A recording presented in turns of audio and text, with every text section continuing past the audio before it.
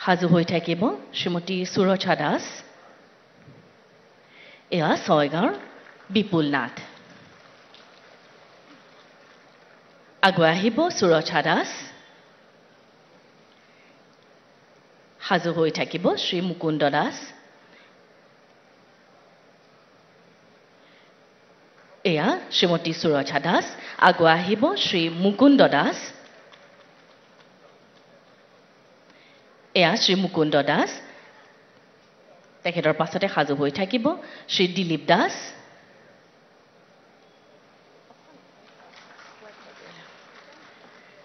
শ্ৰী দিলীপ দাস ৰামপুৰৰ বিশেষভাৱে সক্ষম শ্ৰী দিলীপ দাস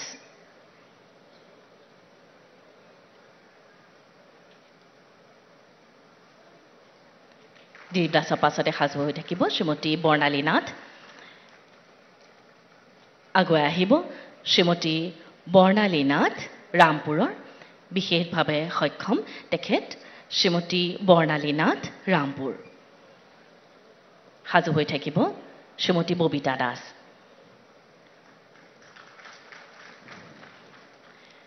আগুৱাই আহিব শ্ৰীমতী ববিতা দাস শুৱালকুছি ববিতা দাসৰ পাছতে সাজু হৈ থাকিব মনামিকা গগৈ আগুৱাই আহিব শ্ৰীমতী মনামিকা গগৈ মনামিকা গগৈৰ পাছতে শ্ৰীমতী মামণি কলিতা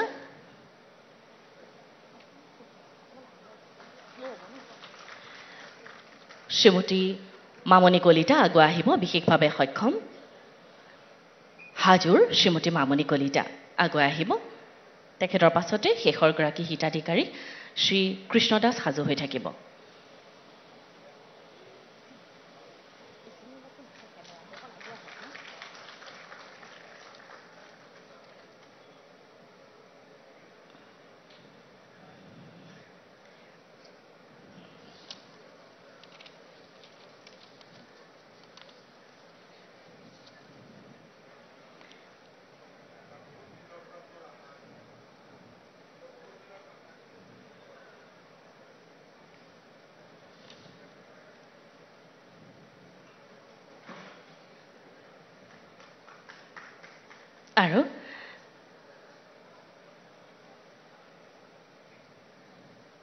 আৰু শ্ৰীকৃষ্ণ দাস আগুৱাই আহিব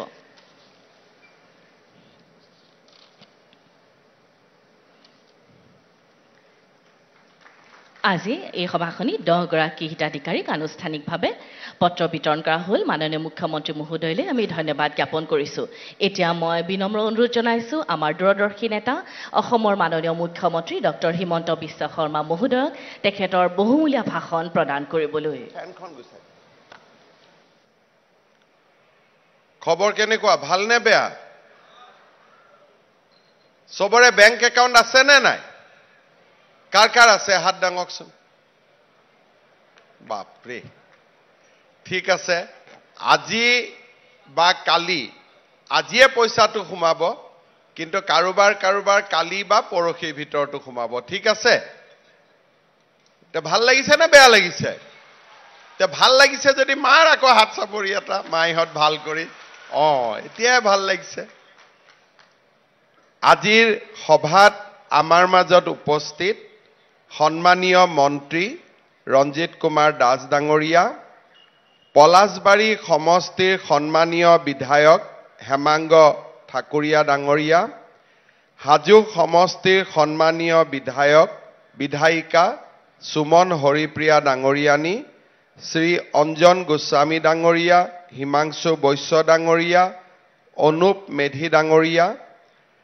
অসম চৰকাৰৰ অতিৰিক্ত মুখ্য সচিব ডক্টৰ জে.বি. এক্কা ডাঙৰীয়া পঞ্চায়ত আৰু গ্ৰামোন্নয়ন বিভাগৰ আয়ুক্ত কীৰ্তি জলিলী ডাঙৰীয়ানী জিলাৰ আয়ুক্ত দেৱকুমাৰ মিশ্ৰ ডাঙৰীয়া প্ৰযুক্তিৰ মাধ্যমেৰে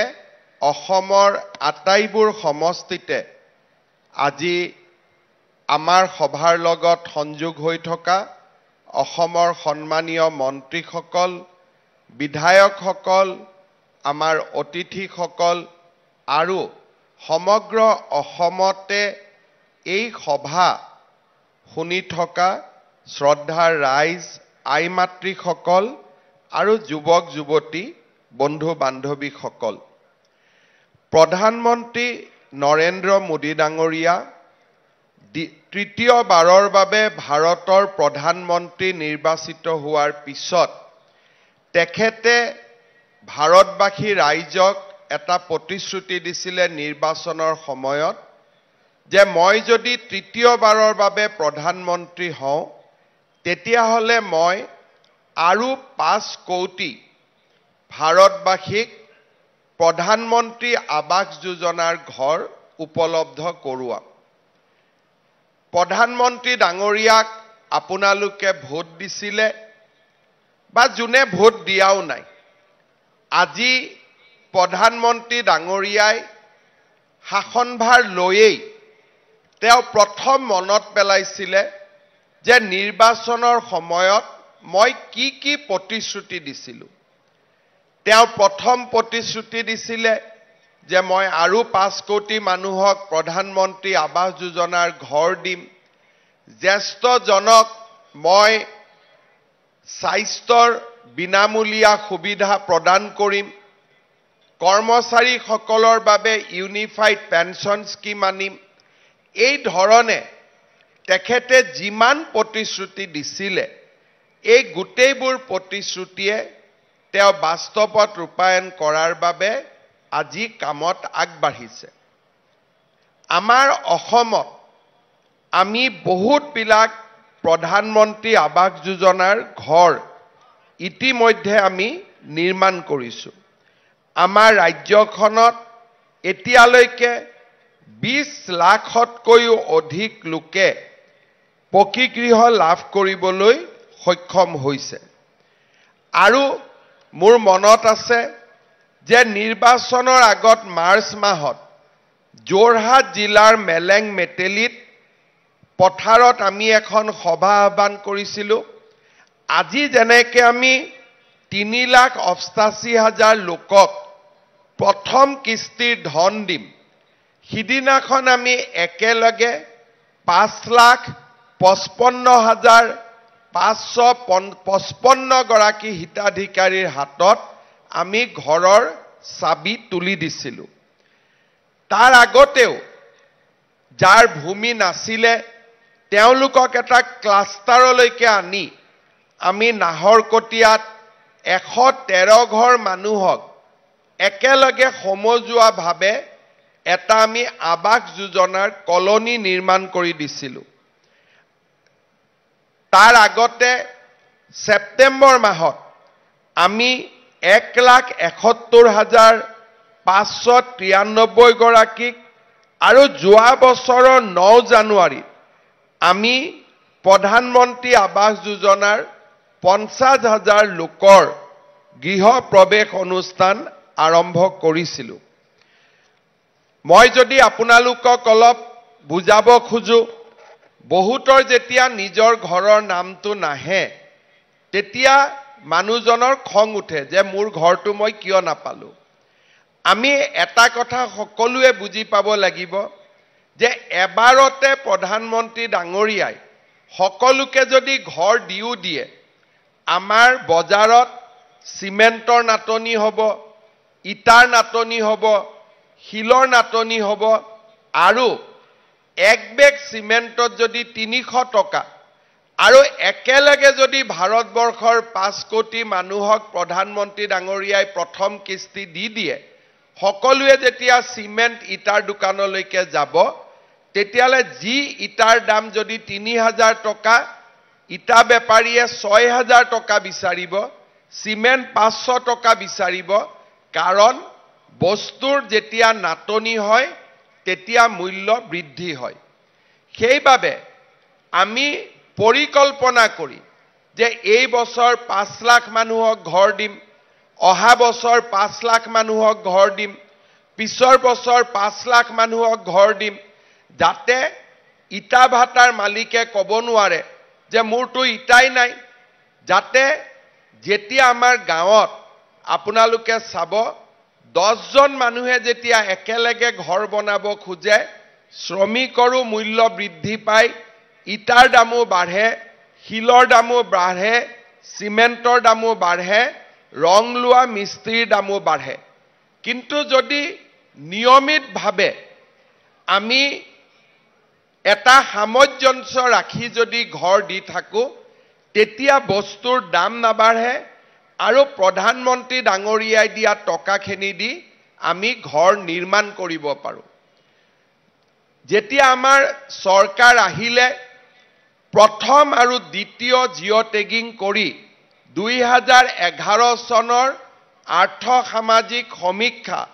আৰু 2018 চনৰ জিঅ' টেগিং কৰি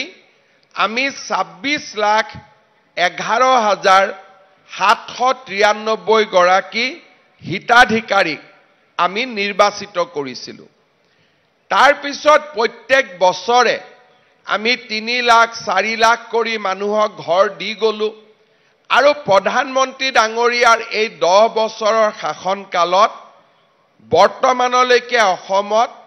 20,46,553 গৰাকী ব্যক্তিয়ে প্ৰধানমন্ত্ৰী আৱাস যোজনাৰ ঘৰ লাভ কৰিবলৈ সক্ষম হ'ল। তাৰ মানে প্ৰত্যেক বছৰত আমি 2 পৰা 3 লাখকৈ ঘৰ দি যাওঁ। যেতিয়া ঘৰটো নাহে তেতিয়া মানুহে ভাবে যে মোৰ নামটো কাটি দিলে। আমাৰ নামটো কোনেও কাটি নিদিয়ে। আমি এটা নিয়ম কৰোঁ যে প্ৰথমতে শিডিউল ট্ৰাইব মানুহক দিওঁ, শিডিউল কাষ্ট মানুহক দিওঁ, দিব্যাংগজনক দিওঁ, কিন্তু পোৱাটোৱে 26 লাখ গোটেই পাব। যেনেকৈ আজি আমি ইয়াতে গোটেই অসমতে আজিৰ দিনটোত আমি 3,80,000 মানুহক বা পৰিয়ালক 3,88,000 পৰিয়ালক আজি আমি ঘৰ ল'বলৈ মাতিছোঁ। কিন্তু যোৱাবাৰ যেতিয়া আপোনালোকৰ নাম অহা নাছিল, আপোনালোকৰ চবৰে খং উঠিছিল যে মোৰ নামটো কাটি দিলে কোনোবাই। উঠিছিল নে নাই খং? উঠিছিল নে নাই খং? সঁচা কথাটো কওক। কাৰ কাৰ খং উঠিছিল? হাত ডাঙক এতিয়া। নামটো নাহোঁতে অলপ মনটো বেয়া লাগিছিল, হয় নে নহয়? এতিয়া আজি যে আপোনালোকক আমি ঘৰ ল'ব মাতিছোঁ, এই ঘৰ ল'ব মাতোতে 20,46,000 লগত 3,80,000 মানুহৰ নাম যোগ হ'ল। কিন্তু আৰু 3,80,000 মানুহক আজি আমি মতা নাই। এটা তেওঁলোকৰো খং উঠি থাকিব যে আমাৰ নামটো কোনোবাই কাটি দিলে, কিন্তু কোনেও কাটি দিয়া নাই। একেলগে আমি 6 লাখ মানুহক এই কাৰণে ঘৰ দিয়া নাই, তেতিয়ালে বজাৰত যিমান ইটাৰ দাম বাঢ়িব, চিমেণ্টৰ দাম বাঢ়িব, আমি কোনেও ঘৰ বনাব নোৱাৰিম। সেইকাৰণে আজি আমি আপোনালোকক 3,80,000 মানুহক মাতি ঘৰ দিছোঁ আৰু অহা বছৰ অৰ্থাৎ চৰকাৰৰ বছৰটো 25-26 হিচাপত নহয়, 31 মাৰ্চতহে আমাৰ বছৰটো শেষ হয়। তাৰমানে এপ্ৰিলৰ পিছত আৰু ছেপ্টেম্বৰ মাহৰ ভিতৰত বা অক্টোবৰ মাহৰ ভিতৰত আমি অসমত এনেকৈ আজি যিবিলাকে আমাক বেয়া পাই আছে নমতাৰ কাৰণে, তেনেকুৱা 3,80,000 মানুহক মাতি আনি আমি আকৌ ঘৰ দিম। আৰু তেতিয়া আমাৰ অসমত ঘৰ পোৱা মানুহৰ সংখ্যা হ'ব 26,11,793টা। কিন্তু এই দুইটা, এই বছৰ 3,80,000 ঘৰ দিলোঁ, অহা বছৰ 3,80,000 ঘৰ দিলোঁ, কিন্তু তাৰ পিছতো আমাৰ অসমত আৰু 10-12 লাখ পৰিয়াল থাকি যাব যোনে ঘৰ পাব পৰা নাই। তেওঁলোকে মনত ভাবি আছে যে আমাৰ নামটো দেখোন লিষ্টতো নাই, গতিকে আমাকতো তেওঁলোকে চৰকাৰেতো আমাক ঘৰ নিদিব। কিন্তু প্ৰধানমন্ত্ৰী ডাঙৰীয়াই মোক কৈছে যে অসমৰ প্ৰতিগৰাকী দুখীয়া পৰিয়ালক তেওঁ একোটাকৈ ঘৰ দিবই, আৰু এইটোৱে হৈছে তেওঁৰ প্ৰতিশ্ৰুতি। এতিয়া আজি আপোনালোকে ঘৰ পালে, অলপ পিছতে গধূলিৰ ভিতৰত 2 লাখ মানুহৰ একাউণ্টত প্ৰথম কিস্তিৰ 37,000 টকা, 37,000 কিমান? 37,500 টকা জমা হ'ব আৰু 1,80,000 বেংকে একেদিনাই কৰিব দিগদাৰি পাইছে অহা কালি বা পৰহিৰ ভিতৰত আপোনালোকৰ বাকিখিনিৰো টকাটো জমা হ'ব আৰু তাৰ পিছত আপোনালোকক আজি আমি যেনেকে লিখি দিছো প্ৰথম কিস্তি দ্বিতীয় কিস্তি তৃতীয় কিস্তি কেনেকে পাব তাৰ বিষয়েও আপোনালোকক আমি অৱগত কৰিছো যে এই ধৰণে আপোনালোকে কামবোৰ কৰি গৈ থাকিলে আপোনালোকে ঘৰ সম্পূৰ্ণ নোহোৱাকৈ আপোনালোকে এই ধৰণে আমাৰ পৰা টকা পাই থাকিব এতিয়া মই আহিব খুজিছো যে এই 26 লাখৰ ভিতৰত যাৰ নাম নাই তেওঁলোকে কেতিয়াও ঘৰ নাপাব নেকি এতিয়া মই আপোনালোকক এটাই কথা ক'ব খুজিছো যে আমি সকলোকে ঘৰ দিব বিচাৰো কেনেকে ঘৰ দিম যোৱা পৰহি দিনাখনৰ পৰা আমি গাঁৱে গাঁৱে গৈ আৰু এবাৰ জিঅ' টেগিঙৰ ব্যৱস্থা কৰিছো এইবাৰ এই জিঅ' টেগিঙৰ ব্যৱস্থাটো আমি অলপ বেলেগ কৰি কৰিছো যাতে কোনেও জিঅ' টেগিঙৰ নামত আপোনালোকৰ পৰা 10,000 15,000 টকা ল'ব নোৱাৰে কোনেও যাতে ঘৰৰ নামত টকা পইচা ল'ব নোৱাৰে এতিয়া মই আমাৰ একা ডাঙৰীয়াক মই জনাম টকা লোৱাৰ কথা কওঁতে সবে হাত চাপৰি মাৰি দিয়ে তাৰ মানে কোনবাই ঘৰৰ নামত টকা বিচাৰে হয় নে নহয় বিচাৰে নে নাই এইটোৱে হৈছে আটাইতকৈ ডাঙৰ কথা আপোনালোকক এইবাৰ আমি এটা WhatsApp নম্বৰ দিম আৰু যোন বেটাই আপোনালোকৰ পৰা টকা বিচাৰিব তাৰে নাম WhatsAppত আপোনালোকে পঠাই দিব হ'বনে আৰু বাকি তাক কি কৰিব লাগে তাৰ ব্যৱস্থাটো মই কৰিম হ'ব গতিকে আপোনালোকে প্ৰথম কিস্তিটো তাক টকা নিদিব দ্বিতীয় কিস্তিটো টকা নিদিব তৃতীয় কিস্তিটো টকা নিদিব দিব নেকি আকৌ টকা কাকো টকা নিদিব হ'ব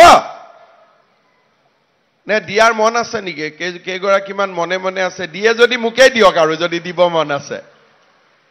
দিবৰ মন আছে না নাই যদি দিবৰ মন নাই তেতিয়ালে কাকো নিদিব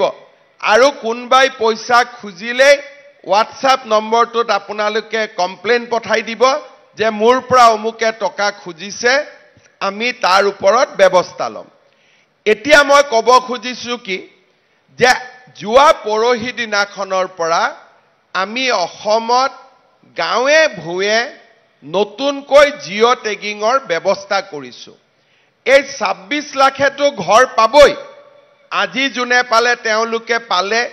সেপ্টেম্বৰ মাহৰ আগতে আমি আৰু 3,80,000 মানুহক ঘৰ দিম যাতে 26,11,793টা ঘৰ সম্পূৰ্ণ হৈ যায় কিন্তু আৰু 10-12 লাখ মানুহে আমাৰ মতে ঘৰ পাব লাগে কেনেকে পাব তেওঁলোকে এইবাৰ আমি নিয়ম কৰিছো কি যে আমাৰ বিভাগৰ কৰ্মচাৰীসকল গাঁৱলৈকে নাযায় গাঁৱত কোন যাব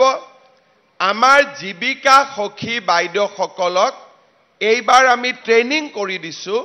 যে আপোনালোকে কাখৰ গাঁওখনত নিজৰ গাঁওখনত নহয় কাখৰ গাঁওখনত গৈ ঘৰ নোহোৱা মানুহৰ ফৰ্ম ফিলআপ কৰক আৰু ঘৰটোৰ ফটো তুলক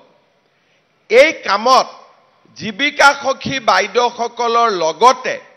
গাঁৱৰ যদি কোনোবা আৰু লোকে কয় যে ময়ো সহায় কৰি দিম দুখীয়া মানুহখিনি দেখুৱাত আমাৰ বিধায়কসকলেও যদি কয় যে মোৰো মানুহ এজন লগত দি দিম কোনো আপত্তি নাই কাৰণ প্ৰত্যেকজন দুখীয়া মানুহৰ ফটো উঠক আমাৰ কি আপত্তি মোদী ডাঙৰীয়াই পইচা দিব আমাৰ লওঁতে কি আপত্তি আছে আমাৰ লওঁতেতো কোনো আপত্তি নাই খালি যোগ্যজনে পাব লাগে অযোগ্যজনে পাব নালাগে প্ৰথমতে জীৱিকা সখী বাইদেৱে আপোনালোকৰ গাঁৱলৈকে গৈ ফটো উঠাব আৰু ফৰ্ম ফিলআপ কৰিব তাৰ পিছত এখন আমি গাঁও সভা পাতিম গাঁও সভাখনত গাঁৱৰ মানুহে বহি সিদ্ধান্ত ল'ব যে এওঁৰ ঘৰটো পাকা গতিকে এওঁৰ ঘৰৰ নামটো যদি আমি দি দিওঁ পিছত আমাৰ গাঁওখনৰ নামটো বদনামী হ'ব গতিকে সঁচা দুখীয়া দৰিদ্ৰ মানুহখিনিৰ নাম গাঁও সভাই নিৰ্ধাৰণ কৰি দিব। প্ৰথমতে জীৱিকা সখী বাইদেউসকলে ফটো তুলিব আৰু ফৰ্ম ফিল আপ কৰিব। তাৰ পিছত এইখিনি গাঁও সভালৈকে যাব। গাঁও সভাত যদি কোনোবা দুখীয়া মানুহৰ নাম কাটি দিয়ে, আমি ব্লক পৰ্যায়ত এখন কমিটি গঠন কৰি দিম। ব্লক পৰ্যায়ৰ কমিটিত তাৰ আকৌ এবাৰ বিবেচনা হ'ব। তৃতীয়বাৰ জিলা পৰ্যায়ত গৈ তাৰো বিবেচনা হ'ব। এতিয়া কোনোবাই যদি গাঁও সভাটো নামটো নুসুমালে, জীৱিকা সখী বাইদেউ মোৰ ঘৰলৈকে নগ'ল আৰু জিলা পৰ্যায়তো মোৰ নামটো নুসুমালে, এইবাৰ আমি আৰু এটা নিয়ম কৰিছো যে নিজৰ ঘৰৰ ফটোটো নিজে উঠাইও পোৰ্টেলত দি দিব পাৰিব। তাৰ মানে আমি কোনো মানুহৰ আমাক সহায় নালাগে। যদি মই ভাবো যে মোক অন্যায় কৰা হৈছে, মোৰ ঘৰৰ ফটোটো তুলি মই নিজে আপলোড বা পোৰ্টেলত উঠাই দিব পাৰো। তাৰো কোনটো পোৰ্টেলত আমি কেনেকৈ উঠাই দিব পাৰো তাৰ বিষয়েও চৰকাৰে বাতৰি কাকত আৰু টিভিত বিজ্ঞাপনৰ ব্যৱস্থা কৰিছে। প্ৰথমতে জীৱিকা সখী বাইদেউসকলে এছেছমেণ্ট কৰিব। তাৰ পিছত আমি আৰু 10 দিন সময় দিম, য'ত নেকি নিজে নিজৰ ফটো তুলিব পাৰে। এতিয়া নিজৰ ফটো তুলোতেতো নিজে টকা ল'ব নোৱাৰে। গতিকে এইবাৰ আমি ব্যৱস্থা কৰিছো যে সেলফ লোডিং, তাৰমানে মোৰ ঘৰৰ ফটোটো মই তুলি ময়ে পোৰ্টেলত তুলি দিম। গতিকে তেতিয়াতো কোনেও পইচা ল'ব নোৱাৰে। কোনোবা দুখীয়া মানুহৰ ঘৰত যদি জীৱিকা সখী বাইদেউ যোৱা নাই, ফৰ্মখন ফিল আপ কৰা নাই, তেতিয়াহ'লে গাঁৱৰ যিকোনো সংঘৰ ল'ৰা এজনে, যিকোনো আমাৰ ডেকা ল'ৰা এজনে দুখীয়া মানুহৰ ঘৰটোৰ ফটো তুলি ফটোটো আপলোড কৰি দিব পাৰিব। যোৱা ইলেকশ্যনৰ সময়ত যদি আপোনালোকৰ মনত আছে, মই প্ৰত্যেকখন ইলেকশ্যনৰ মিটিঙতে কৈছিলো যে এতিয়াৰ পৰা জিআৰএছক নালাগে, গাঁও পঞ্চায়তৰ ছেক্ৰেটাৰী নালাগে, যাক ঘৰ লাগে সি নিজেই জিঅ' টেগিং কৰিব পাৰিব। আৰু এই ইলেকশ্যনৰ সময়ত দিয়া প্ৰতিশ্ৰুতিটো আমি পালন কৰি এইবাৰ প্ৰথম জীৱিকা সখী বাইদেউ আৰু দ্বিতীয়তে জীৱিকা সখী বাইদেউ যদি আমাৰ ঘৰলৈকে নাযায়, নিজৰ ফটো নিজে তুলি আমি এই ফটোটো পোৰ্টেলত দিব পাৰিম। ইয়াৰ পিছত পোৰ্টেলত যেতিয়া আপোনালোকে ফটো দিব, কোনটো কেঁচা ঘৰ, কোনটো পকী ঘৰ, বাকি যিখিনি প্ৰশ্ন আছে যে কৃষি মাটি কিমান, চৰকাৰী কৰ্মচাৰী ঘৰত আছে নেকি, এই গোটেই প্ৰশ্নবিলাকৰ লগত মিলাই আমি জিলাত এখন হিতাধিকাৰীৰ তালিকা নিৰ্বাচন কৰিম। আৰু লাষ্টত একেবাৰে শেষত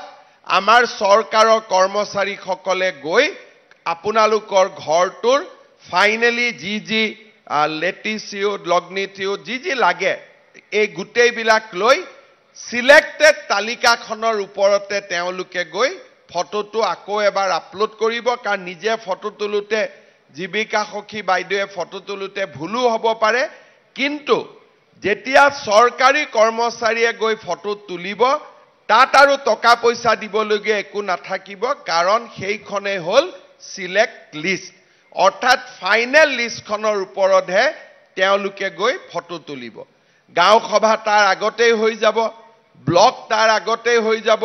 জিলা তাৰ আগতেই হৈ যাব। আপোনালোকে গমেই পাব যে মোৰ নামটো সিলেকশ্যন হৈ গ'ল। তাৰ পিছত আনুষ্ঠানিকতাখিনিহে আমাৰ চৰকাৰী কৰ্মচাৰীসকলে কৰিব। আমাৰ অসমত প্ৰধানমন্ত্ৰী আৱাস যোজনাৰ ঘৰ বিতৰণৰ ক্ষেত্ৰত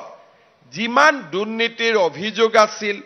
এই গোটেইবিলাক নোহোৱা কৰি এইবাৰ আমি এনে সুন্দৰ ব্যৱস্থাৰে নতুনকৈ আমি নোপোৱা মানুহখিনিৰো ঘৰ আমি বিতৰণ কৰাৰ বাবে বা ঘৰৰ তালিকা আমি সিলেক্ট কৰাৰ বাবে সিদ্ধান্ত গ্ৰহণ কৰিছো অৰ্থাৎ মই তিনটা কথা আপোনালোকক কৈছো আজি যিসকলে সভাত আহিছে তেওঁলোকে প্ৰথম কিস্তিৰ ধন আজি কালি পৰহিৰ ভিতৰত তেওঁলোকে বেংকৰ একাউণ্টত পাব দ্বিতীয় যাৰ নাম লিষ্টত আছে কোনবাই কৈছে মোৰ নামটো কাটি দিলে কাৰো নাম কোনেও কাটি দিয়া নাই অহা বছৰ অৰ্থাৎ এপ্ৰিলৰ পৰা অহা বছৰ বুলি ক'লে 2026 নহয় 2025 চনৰ ভিতৰতে আমি বাকি 3,80,000 মানুহকো আমি ঘৰ দিয়াৰ ব্যৱস্থা কৰিম আৰু যাৰ ঘৰ নাই কোনো লিষ্টত নাই তেওঁলোকৰ বাবে মই কোৱা পদ্ধতিটোৰে জীৱিকা সখী বাইদেউসকলৰ জৰিয়তে আমি জিঅ' টেগিঙৰ ব্যৱস্থা কৰিম আজি আপোনালোকে মিটিঙৰ পৰা যাব যিবিলাকে ঘৰ পোৱা নাই তেওঁলোকে আপোনালোকক অলপমান হিংসা কৰিব যে এওঁলোকে পালে আমাক নাপালে আপোনালোকে তেওঁলোকক বুজাই দিব যে কোনো হিংসা কৰিবলগীয়া নাই মুখ্যমন্ত্ৰী ডাঙৰীয়াই কৈছে যে নোপোৱাবিলাকৰো আমি সমীক্ষা আৰম্ভ কৰিছো আমাৰ গাঁৱৰ প্ৰত্যেক গৰাকী দুখীয়া মানুহক নৰেন্দ্ৰ মোদীয়ে ঘৰ দিবই এইটোৱে হৈছে আমাৰ সংকল্প আৰু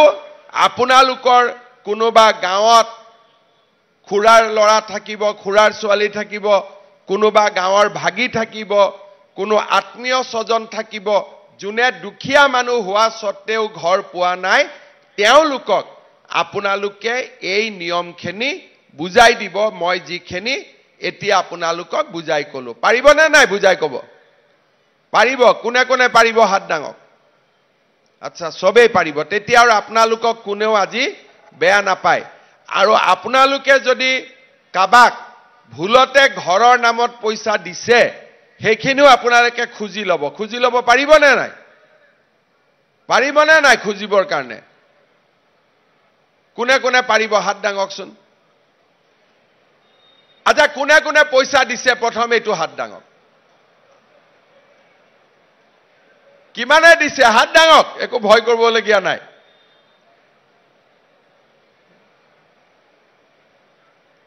ঠিক আছে যে কেইগৰাকীয়ে হাত ডাঙিছে তেওঁলোকেও যাক পইচা দিছে খুজি ল'ব আৰু যোনে হাত ডাঙা নাই তেওঁলোকেও যাক আজি আপোনালোকে যদি কাবাক পইচা দিছে আপোনালোকে পইচা ঘূৰাই ল'ব কাৰণ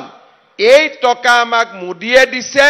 এই টকা কোনেও আমাক দালালে দিয়া নাই দালালক আমি টকা নিদিও আমি মাত্ৰ নৰেন্দ্ৰ মোদী ডাঙৰীয়াক ঘৰ দিয়াৰ কাৰণে আশীৰ্বাদ কৰিম হ'ব কৰিম নে নহয় আশীৰ্বাদ আৰু আশীৰ্বাদটো মুখেদি নকৰে আশীৰ্বাদটো পদুম চিনত ভোট দি কৰে হেতু বুজি পায় নে নাপায় আশীৰ্বাদটো মুখেদি কৰিলে নহব ইলেকশনত ভাল আশীৰ্বাদ কৰিব লাগিব তেতিয়াহে মোদী ডাঙৰীয়াৰ গাত লাগিব আশীৰ্বাদটো নহলে বাহিৰৰ পৰা আশীৰ্বাদ দি থাকিলেতো গাত নালাগিব যেতিয়া মোদী ডাঙৰীয়াক আমি সকলোৱে মিলি বাৰে বাৰে জিকাই থাকিম তেতিয়াহে আমাৰ আশীৰ্বাদটো গাত লাগিব আজি আৰু এটা মই আঁচনিৰ কথা ক'ব খুজিছো আপোনালোকে জানে যে আমাৰ তিনিটা আঁচনি আজিৰ দিনত কাম আমাৰ চলি আছে এটা হৈছে গাঁৱে ভূঞে এতিয়া আমি অৰুণোদয় প্ৰপত্ৰ বিতৰণ কৰি আছো যিসকলে আগতে 26 লাখ মানুহে অৰুণোদয় পাইছিলে এতিয়া আমাৰ অৰুণোদয় প্ৰায় 37 লাখ মানুহে পাব কিছুমানে হয়তো এতিয়া আৰু দুখীয়া মানুহ কিছুমানে অৰুণোদয় ফৰ্ম গৈ পোৱা নাই মই তেওঁলোককো এইটো কথা ক'ব খুজিছো যে এইবাৰৰ ফৰ্ম ফিলআপ খিনি হৈ যোৱাৰ পিছত সেপ্টেম্বৰ মাহত বাদ পৰি যোৱা আৰু 3 লাখ 4 লাখ মানুহক আমি অৰুণোদয় দিয়াৰ ব্যৱস্থা কৰিম অৰ্থাৎ মোৰ লক্ষ্য হ'ল যাতে দুখীয়া মানুহ অৰুণোদয়ৰ পৰা বাদ পৰি নাযায় সেইবাবে আপোনালোকে আজি আমি যি অৰুণোদয় ফৰ্ম ফিলআপ কৰি আছো আপোনালোকে সোনকালে ভাল কৰি ফৰ্মখিনি ফিলআপ কৰি দিব যাতে আমি অৰুণোদয় হিতাধিকাৰী হিচাপে আপোনালোকক নিৰ্বাচিত কৰিব পাৰো তৃতীয়তে আপোনালোকে এইবাৰ জানি ভাল পাব আপোনালোকৰ কাৰ কাৰ ঘৰত ৰেচন কাৰ্ড আছে হাত উঠাওকচোন আচ্ছা সবৰ ঘৰতে ৰেচন কাৰ্ড আছে ইমান দিনে আমি ৰেচন কাৰ্ডত মাত্ৰ চাউল দিছিলো এইবাৰৰ পৰা অহা 1 অক্টোবৰৰ পৰা আপোনালোকে ৰেচন কাৰ্ডত দালি বজাৰতকৈ 25 টকা কম দামত আপোনালোকে 1 কেজি দালি কিনিব পাৰিব অৰ্থাৎ বজাৰত যদি দালিৰ দাম 100 টকা আপোনালোকে ৰেচনৰ দোকানত 75 টকাত দালি কিনিব পাৰিব চেনিও 1 কেজি চেনি আপোনালোকে বজাৰৰ দামতকৈ 25 টকা কম দামত আপোনালোকে 1 কেজি চেনিও কিনিব পাৰিব আৰু নিমখো বজাৰতকৈ 10 টকা দামত আপোনালোকে 1 কেজি নিমখো কিনিব পাৰিব আৰু যাৰ পৰিয়ালত ৰেচন কাৰ্ডত 5 জনতকৈ বেছি নাম আছে তেওঁলোকক আমি 2 কেজিকৈ দালি 2 কেজিকৈ চেনি আৰু 2 কেজিকৈ নিমখ আমি কম দামত দিয়াৰ ব্যৱস্থা কৰিম তাৰ মানে বজাৰতকৈ এতিয়া চাউলটো আপোনালোকে বিনা পইচাত পালে চাউলৰ লগে লগে দালি নিমখ আৰু চেনিও আপোনালোকে বজাৰতকৈ কম দামত আপোনালোকে কিনিব পাৰিব অৰ্থাৎ আমাৰ দুখীয়া মানুহে বজাৰত যদি 100 টকা দালিৰ দাম আপোনালোকে 75 টকাতে কিনিব পাৰিব এই কামটো আমি 1 অক্টোবৰৰ পৰা আৰম্ভ কৰিম ইয়াৰ লগে লগে আমাৰ মহিলাসকলে বিশেষকৈ আত্মসহায়ক গোটৰ বাইদেউসকলে যি 10,000 টকা আঁচনিত ফৰ্ম ফিল আপ কৰিছিল মুখ্যমন্ত্ৰীৰ মহিলা উদ্যমিতা আঁচনি এই আঁচনিখনৰো ধন আমি 1 এপ্ৰিল আজিৰ পৰা 12 দিন পিছৰ পৰা আমি বিলোৱা আৰম্ভ কৰিম 1 এপ্ৰিলত বিহালী সমষ্টিত আমি প্ৰথম 10,000 টকাটো দিয়া আৰম্ভ কৰিম তাৰ পিছত এটা এটাকৈ 126টা সমষ্টিতে আমি এই ধন বিতৰণৰ কাম আমি হাতত লম আৰু যিসকল মহিলাই এই 10,000 টকাটো পোৱাৰ বাবে নিৰ্বাচিত হৈছে তেওঁলোকৰো নাম আমি 1 এপ্ৰিল তাৰিখে ঘোষণা কৰিম ফোন যোগে আপোনালোকক আমি জনাই দিম যে বাইদেউ আপুনি 10,000 টকাটো পাবৰ বাবে আপুনি নিৰ্বাচিত হৈছে এই 10,000 টকাটো পোৱাৰ পিছত যিসকলে এই 10,000 টকাটো ভালকৈ খৰচ কৰিব ভৱিষ্যতে তেওঁলোকক আমি আৰু 25,000 টকা বেংকৰ পৰা 12,500 চৰকাৰৰ পৰা 12,500 টকা দিয়াৰ আমি ব্যৱস্থা কৰিম অৰ্থাৎ 2026 চনত আমি আৰু 25,000 টকা দিয়াৰ ব্যৱস্থা কৰিম খালি শৰ্ত এটাই প্ৰথম 10,000টো আমি কিবা এটা ব্যৱসায়ীৰ নামত তাঁতশালতে কৰিলো মুৰ্গী পুহিলো গাহৰি পুহিলো প্ৰথম 10,000 টকাটো আমি ভাল কামত ব্যৱহাৰ কৰিব লাগিব শ্ৰদ্ধাৰ ৰাইজ আজি আপোনালোকে চিন্তা কৰক আমি বিনামূলীয়াকৈ প্ৰধানমন্ত্ৰী ডাঙৰীয়াই আমাক ঘৰ দিছে বিনামূলীয়াকৈ আমাক চাউল দিছে আমাৰ পৰিয়ালে